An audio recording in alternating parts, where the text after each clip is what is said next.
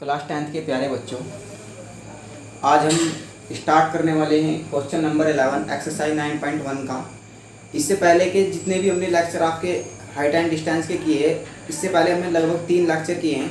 अगर आपने question number 11 से पहले जो आपके क्वेश्चन नंबर 10 तक थे, अगर आपने वो ना किए हो तो आप चैनल की प्लेलिस्ट में जाके वो सारे क्वेश्चन कर सकते हो जो हमने इससे पहले हाइट एंड डिस्टेंस के क्वेश्चन आपको कराए हैं, ताकि आप इस कॉन्सेप्ट को और बेहतर तरीके से समझ पा रहे हो और वो सारे क्वेश्चन आप बहुत अच्छे से कर रहे हो जो हमने इससे पहले आपको करा दिए हैं। ठीक है, तो आज हम स्टार्ट करेंगे इस लेक्चर में क्वेश्चन नंबर 11 और हम आज कोशिश करेंगे कि आपकी एक्सरसाइज फाइनल कर दें। तो देखिएगा क्या दिया हुआ है क्वेश्चन नंबर 11 में। क्वेश्चन नंबर 11 कुछ इस तरह से है। इसमें कहा गया a TV tower stand vertically on a bank of a canal. ठीक है, फिर इसने कहा from a point on the other bank directly opposite the tower the angle of elevation of the top of the tower is 60 degree. ठीक है, देखो आपके पास BC एक कैनल है, यहाँ से आपके पास बीसी एक कैनल है। ये इस कैनल के जो एक बैंक ये है, यानी कि एक किनारा ये है और एक किनारा ये है। ठीक है, इसके एक किनारे से इसके जो टॉप का, ये जो ए बी आपके पास एक टावर है, इसके टॉप का जो एंगल है वो 60 डिग्री का है। ठीक है, और फिर इसने क्या कहा कि another point 20 metre away this point on the line joining this point to the foot of the tower the angle of elevation of the top of the tower is 30 degree. यानी कि जैसे ही आप इस पॉइंट से 20 metre आगे की तरफ चले, ठीक है, जैसे ही आप 20 मीटर इससे आगे की तरफ चले तो ये जो टॉप का एंगल था ये आपका कितना हो गया 30 डिग्री। एलिवेशन एंगल था तो इसलिए नीचे से ऊपर की तरफ को बनेगा। समझ पा रहे हैं आप लोग? एलिवेशन एंगल नीचे से ऊपर की तरफ को बनेगा तो ये हो जाएगा आपका 30 डिग्री। समझ पा रहे हैं आप लोग? और वैसे भी आपको बच्चों एक बात डायरेक्ट याद रखनी है, हमेशा ऐसा ही होता है कि आपका पहले एंगल छोटे वाला होता है, उसके बाद एंगल आपका बड़े वाला होता है। जैसे जैसे आप किसी टावर की तरफ चलते हो या फिर किसी बिल्डिंग की तरफ चलते हो तो आपका जो एंगल है वो बढ़ता जाता है। तो इसीलिए आपको वैसे भी नॉर्मली ध्यान रखना है कि आपको पहले छोटे वाला एंगल लेना है और उसके बाद फिर आपको बड़े वाला एंगल लेना है। तो आपका क्वेश्चन लगभग 90 से 95 क्या 100% ही मान लो आप सही हो जाएगा आपका क्वेश्चन। ठीक है, चलिए, तो इस क्वेश्चन में ये कहा गया कि find the height of the tower and the canal width. आपको इस कैनल की चौड़ाई निकालनी है यहाँ से और इस टावर की हाइट निकालनी है। तो हमने ऐसे मान लिया कि जो टावर की हाइट है आपकी वो कितनी है, h है। ठीक है, तो आप यहाँ पे लिखोगे let A B is equal to H और B C is equal to किसके, एक्स के। A B is a tower and B C is a canal. ठीक है, सबसे पहले आप छोटे वाला ट्रायंगल लोगे। हमने आपको वैसे भी बताया हुआ है कि भाई पहले आप छोटा ट्रायंगल लिया करो। ठीक है, तो छोटा ट्रायंगल आपका क्या है, in triangle A B C tan 60। यहाँ पे tan 60 लगेगा क्योंकि यहाँ पे एंगल 60 डिग्री का। 60 के सामने क्या होगा, परपेंडिकुलर, क्योंकि tan क्या होता है आपका परपेंडिकुलर अपॉन बेस। बेस कितना है आपका यहाँ पे BC, तो ये हो जाएगा AB अपॉन BC। तो tan 60 होता है आपका कितना, √3।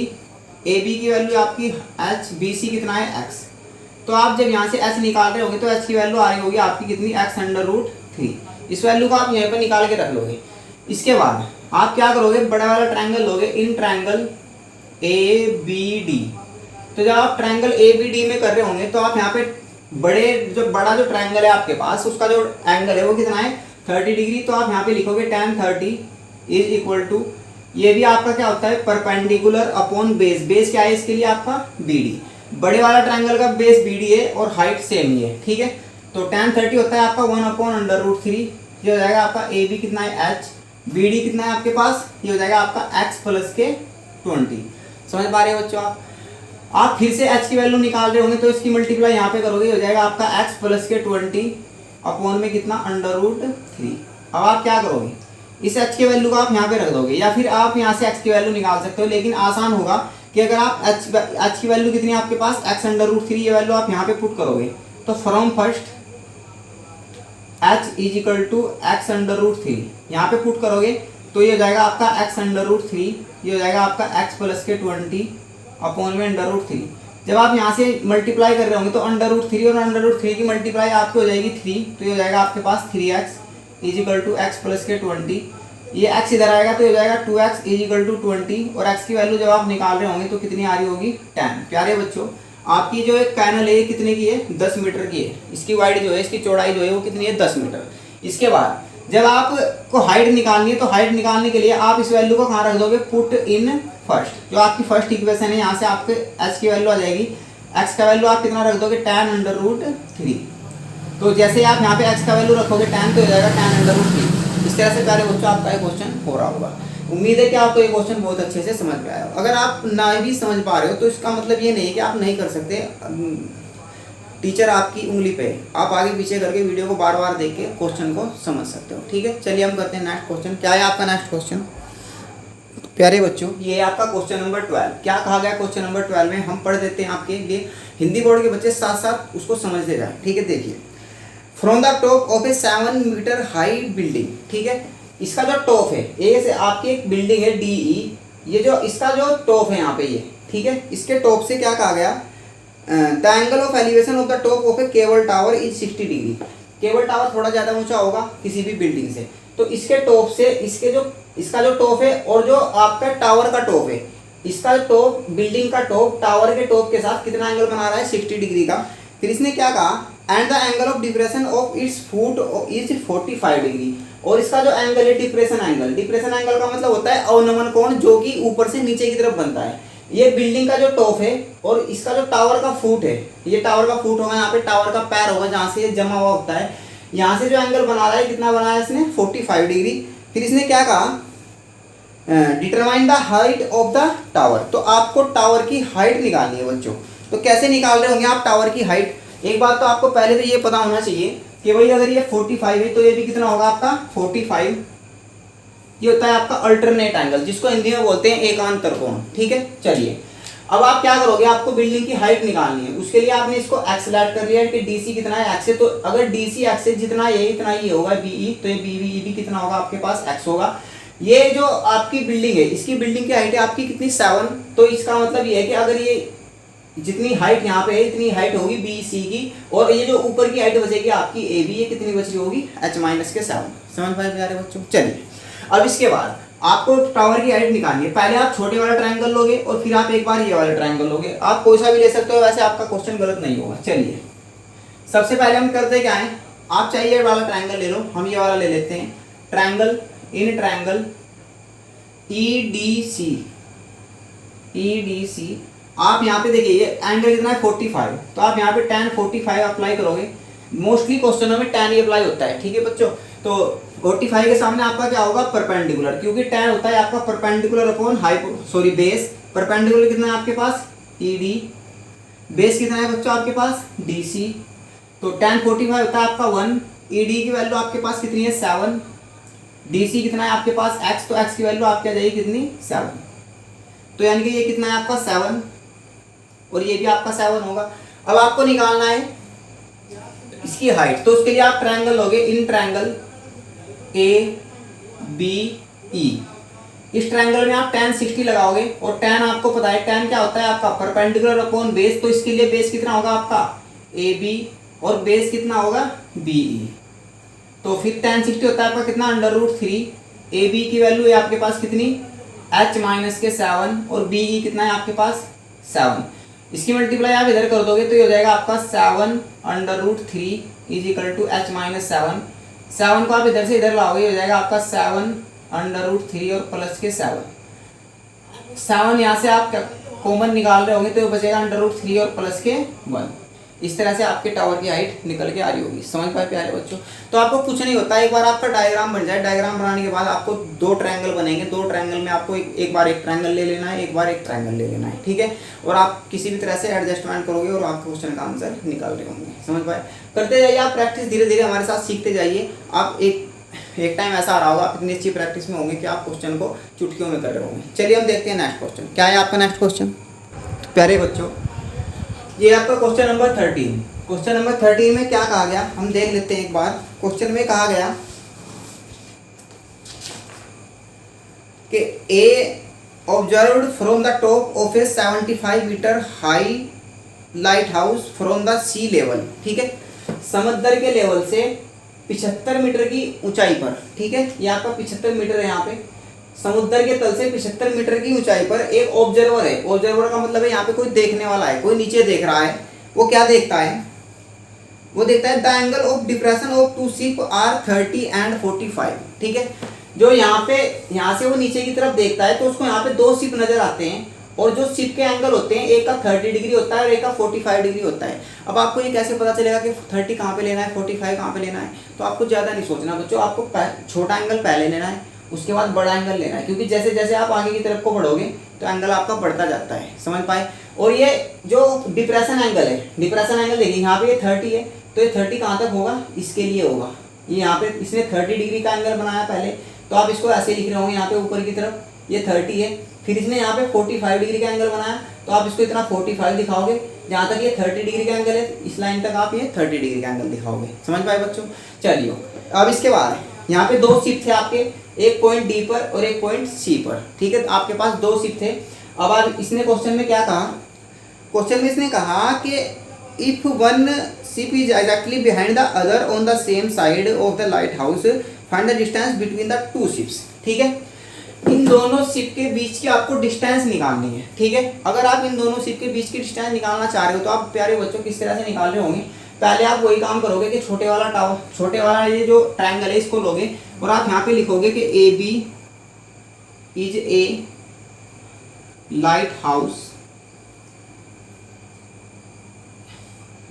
D and C is 2 ship point, ठीक है। इन 2 पॉइंट पर आपके क्या खड़े हैं, 2 शिप हैं यहाँ पे, समझ पा रहे प्यारे बच्चों। तो अगर यहाँ पे आपके 2 शिप है तो इसका मतलब ये है कि आप कैसे करोगे क्वेश्चन को, पहले आप छोटे वाला ट्रायंगल लोगे, इन ट्रायंगल इसको आपने x कह दिया, यहाँ पे आपने y मान लिया, तो यहाँ से यहाँ तक हो जाएगा x प्लस के y, ठीक है। इन ट्रायंगल ए बी सी आप क्या करोगे, सबसे पहले यहाँ पे आप tan 45 लगाओगे। अगर आपने tan 45 कहा, tan होता है आपका परपेंडिकुलर अपॉन बेस, परपेंडिकुलर कितना है यहाँ पे ए बी, बेस कितना है यहाँ पे बी सी, tan 45 होता है 1, ए बी आपके पास 75, बी सी आपके पास कितना y, तो y की वैल्यू जो आएगी वो कितनी आ जाएगी 75, ठीक है प्यारे बच्चों। अब इसके बाद आप बड़े वाला ट्रायंगल लोगे, in triangle A B D, in triangle A B D यहाँ पे आप क्या लगाओगे tan 30, और tan किसके इक्वल होता है आपका परपेंडिकुलर अपॉन बेस, परपेंडिकुलर क्या है आपका यहाँ पे ए बी, बेस इसके लिए होगा आपका बी से डी तक, तो हो जाएगा आपका बी डी। tan 30 होता है आपका √3, ए बी कितना है आपके पास 75, बी डी कितना है x प्लस के वाई, यहाँ से देख लीजिएगा बी डी ये आपका कितना है कंप्लीट x प्लस के वाई, यहाँ तक y है, यहाँ तक कितना है x है। अब आप इसको इधर से इधर लाओगे, इसको इधर से इधर लाओगे, x प्लस के वाई √3 इज इक्वल टू 75, समझ पा रहे प्यारे बच्चों। चलिए x प्लस के y इज इक्वल टू हो जाएगा 75 अपॉन √3। अब आप y का वो वैल्यू रख दोगे जो आपने वहाँ पे निकाल लिया था, तो x प्लस के आप y का वैल्यू कितना रखोगे 75 अपॉन √3। अब आप इसको इधर लाओगे तो ये हो जाएगा 75 अपॉन √3 और माइनस के 75। अब आप क्या करोगे बच्चों, यहाँ से 75 आप कॉमन निकाल रहे होंगे, यहाँ पे बचेगा √3 माइनस के 1। फिर आप कैसे करोगे, x इज इक्वल टू 75 √3 आप यहाँ से एलसीएम निकाल रहे होंगे, जो बचेगा आपके पास 1 माइनस के √3, ठीक है। अब हमने आपको एक बात बताई हुई है कि भाई कभी भी अपॉन में √ की वैल्यू नहीं होनी चाहिए, तो उसके लिए आप उसी नंबर से मल्टीप्लाई करोगे और उसी नंबर से डिवाइड करोगे। ये हो जाएगा आपका 75 1 माइनस √3 इंटू √3 अपॉन में √3 की मल्टीप्लाई करोगे 3 हो जाएगा, 3 से आप इसको डिवाइड कर दोगे, ये कितना हो जाएगा आपके पास 25, 3 से आप डिवाइड करोगे तो 25 आएगा, √3 के अंदर मल्टीप्लाई करोगे हो जाएगा √3 और माइनस के 3, समझ पा रहे हैं आप लोग। और ये आपके क्वेश्चन का आंसर आ रहा होगा, समझ पाए प्यारे बच्चों। या फिर आप इस तरह से भी कर सकते हो कि आप इसके अंदर मल्टीप्लाई कर दो, ठीक है, उससे भी आपके क्वेश्चन पे कोई फर्क नहीं पड़ेगा, समझ पा रहे प्यारे बच्चों। प्यारे बच्चों इस क्वेश्चन में छोटी सी मिस्टेक है, tan 30 आपका 1 अपॉन √3 होता है, ठीक है। तो आप जब यहाँ पे 1 अपॉन √3 करोगे हो जाएगा √3 यहाँ पे आएगा, ये √3 फिर से यहाँ पे आ जाएगा, ये √3 फिर से यहाँ से आ जाएगा। और आप इसको जब सोल्व करोगे x की वैल्यू जो आएगी वो आएगी 75 √3 माइनस के 75 और x इज इक्वल टू 75 आप कॉमन निकाल रहे होंगे, ये आ जाएगा √3 और माइनस के 1 और बाकी ये वैल्यू यहाँ से हम रफ कर देते हैं, ठीक है बच्चों। ये आपके इस क्वेश्चन में वैल्यू नहीं है, वो गलती से उसकी वैल्यू √3 लिखी गई, इसकी वैल्यू 1 अपॉन √3 होती है, समझ पाए प्यारे बच्चों। चलिए हम करते हैं नेक्स्ट क्वेश्चन, क्या है आपका नेक्स्ट क्वेश्चन देखते हैं। प्यारे बच्चों, क्वेश्चन नंबर 14 में क्या कहा गया? क्वेश्चन नंबर 14 बहुत ही अच्छा क्वेश्चन है आपका, हम पढ़ देते हैं आपके लिए। A 1.2 metre tall girl spot a balloon moving with the wind in a horizontal line at a height of 88.2 metre from the ground. The angle of elevation of the balloon from the eye of the girl at any instant is 60 degree. After some time, the angle of elevation reduced to 30 degree. Find the distance traveled by the balloons during this travel. ठीक है, देखिए question में ये कहा गया, हम simple language में आपको एक बार बता देते हैं कि भाई एक लड़की है यहाँ पे, उसके हाथ में 2 बैलून है, वो 2 बैलून उड़ा रही है। ठीक है, जब जो पहला बैलून है उसकी आंख से जो पहले बैलून का जो एंगल है वो कितना है, 60 डिग्री है। ठीक है, ये जो पहला जो फर्स्ट कंडीशन है इस बैलून की, पहले एंगल कितना है, 60 डिग्री। और फिर थोड़ी देर के बाद जब उसने डोर बढ़ाई, उसने डोर को मतलब थोड़ी ढील दी, तो जो डोर को ढील देने के बाद ये जो बैलून है फर्स्ट पोजीशन से इस सेकंड पोजीशन पे आ गया, और ये जो एंगल था 60 डिग्री का, ये घट के कितना रह गया, 30 डिग्री। समझ पाए प्यारे बच्चों? पहले ये एंगल 60 डिग्री था, फिर थोड़ी देर के बाद ये एंगल कितना हो गया आपका, 30 डिग्री हो गया। तो इसने ये कहा कि इस बीच में इसने जो डिस्टेंस तय की, यहाँ पहले यहाँ इस पॉइंट पे था, अभी यहाँ से यहाँ तक आ गया, तो इसके बीच की जो ये डिस्टेंस है ए और ई, जिसको हमने यहाँ पे सी और डी नाम दिया, जिसको हमने डी कहा, आपको ये डी डिस्टेंस निकालनी है। ठीक है प्यारे बच्चों, तो अगर आपको डी डिस्टेंस निकालनी है तो आप कैसे निकाल रहे होंगे, देखिएगा यहाँ से समझिएगा इस बात को। आप इस तरह से करोगे, आपने इसको x कह दिया, यहाँ से लेके यहाँ तक आपने इसको y कह दिया। ठीक है, ये आपकी हाइट कितनी हाइट पे उड़ रहा है आपका बैलून, 88.2, यहाँ से भी 88.2 है, यहाँ से भी 88.2 है। सबसे पहले आप क्या करोगे, इसको आप x कह दोगे, यहाँ से यहाँ तक आपने y कहा। d की अगर वैल्यू निकालनी हो तो आप पूरी y में से ये x माइनस कर दोगे तो आपका d निकल जाएगा। समझ पा रहे प्यारे बच्चों? चलिए, तो AC equal to ED equal to 88.2, यानी कि ये और ये इक्वल है आपका। BC equal to x, BD equal to हमने y कहा, तो D का वैल्यू होगा आपका y माइनस के x, और जो कि आपको यही निकालना है। इस गुब्बारे ने, इस बैलून ने कितनी डिस्टेंस तय की, ये आपको फाइंड आउट करना है। चलिए, अब आप क्या करोगे, पहले ट्रायंगल लोगे, ये वाला ट्रायंगल ACB। ट्रायंगल ACB का जो एंगल है वो कितना है, 60 डिग्री। तो आप tan 60 लगाओगे, tan 60 अप्लाई करोगे, हो जाएगा आपका AC अपॉन BC। फिर आप AC की वैल्यू रखोगे, AC की वैल्यू आपके पास 88.2, यहाँ से भी 88.2 अपॉन x की वैल्यू निकाल रहे होंगे तो इतनी आ जाएगी। ठीक है, इसके बाद आप दूसरे वाला ट्रायंगल लोगे EDB। तो ट्रायंगल EDB में tan 30 होगा आपका, और tan आपका क्या होता है, परपेंडिकुलर अपॉन बेस। तो परपेंडिकुलर कितना है आपका ED, बेस कितना है आपका BD, आप यहाँ पे रखोगे। tan 30 होता है 1/√3 हो जाएगा 88.2 अपॉन y का वैल्यू जैसे आप यहाँ से क्रॉस करके निकाल रहे होंगे तो इसकी मल्टीप्लाई यहाँ पे करोगे, ये हो जाएगा। अब आपको निकालना है d। तो जब आपको यहाँ से यहाँ तक की ये डिस्टेंस निकालनी है, तो ये पूरी डिस्टेंस निकालने के लिए आप यहाँ की इस डिस्टेंस में से ये x माइनस कर दोगे। ठीक है, इसके बाद y का वैल्यू कितना है आपका, 88.2/√3 माइनस x का वैल्यू आपका कितना है, 88.2 अपॉन में √3। आप क्या करोगे, 88.2/√3 यहाँ से आप कॉमन निकाल लो, यहाँ पे बचेगा 1 - 1 अपॉन √3। इसके बाद आप कैसे करोगे, ये हो जाएगा 88.2। प्यारे बच्चों यहाँ पे ये नहीं है, आप सिर्फ 88.2 यहाँ से क्या ले रहे होंगे, कॉमन नहीं, यहाँ पे है, यहाँ पे ये है, तो आप यहाँ से ये कॉमन लोगे तो यहाँ पे बचेगा आपका √3। तो फिर आप एलसीएम लोगे यहाँ से √3, ये हो जाएगा आपका कितना, 3, और ये माइनस के 1 √3 दो सेम नंबर अंडर के होते हैं, जब उनकी मल्टीप्लाई करते हो तो अंडर हट जाता है। ठीक है, और एक ही नंबर रह जाता है। फिर आप इसको ऐसे लिखोगे 88.2, ये बचेगा आपके पास कितना, 2 अपॉन में कितना, √3। अब आप ऐसा कर सकते हो कि आप ये √3 यहाँ से कैंसिल करोगे तो हो जाएगा √3 अपॉन में √3, मल्टीप्लाई करोगे, 2 × 2 = 4, 2 × 8 = 16, 2 × 8 = 16 और 1 17 इंटू √3 अपॉन में कितना, 3 हो जाएगा आपका ये। अगर ये 3 से डिवाइड होगा तो देख ले, 6 × 4 = 10 और 8 = 18, 3 से डिवाइड हो जाएगा ये।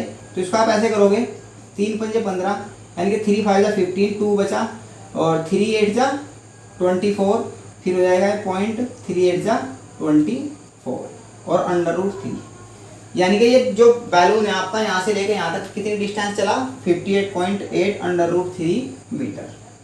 तो समझ पाए प्यारे बच्चों, इसके बाद के जो 2 क्वेश्चन आपके रह गए वो हम कल के लेक्चर में करेंगे, तब तक आप इसको करिएगा। अगर आपकी ये वीडियो समझ में नहीं आती तो आप वीडियो को बार बार देखिएगा, आप समझ पा रहे होंगे, बहुत अच्छे तरीके से समझ पा रहे होंगे। आप इतने एबल हो चुके हैं, अब इतने कैपेबल हो चुके हैं, इतनी योग्यता आप में आ गई है कि आप चीज़ों को बहुत अच्छे तरीके से समझ पा रहे हो। ठीक है, तो मिलते हैं कल के लेक्चर में। अगर आपने इससे पहले की जितनी भी वीडियो हमने आपको कराई, अगर वो आपने वो ना की हो, ना देखी हो, तो आप चैनल की प्लेलिस्ट में जाइएगा और वो सारी वीडियो देख रहे होंगे जो हमने आपको कराई है, ताकि आप मैथमेटिक्स को हाई स्कूल में बहुत अच्छे तरीके से समझ पा रहे हो। ठीक है, तो तब तक के लिए आप इसको देखते रहिएगा। अगर आपको वीडियो अच्छी लगी हो तो आप वीडियो को लाइक कीजिएगा, चैनल को सब्सक्राइब कीजिएगा। Thank you.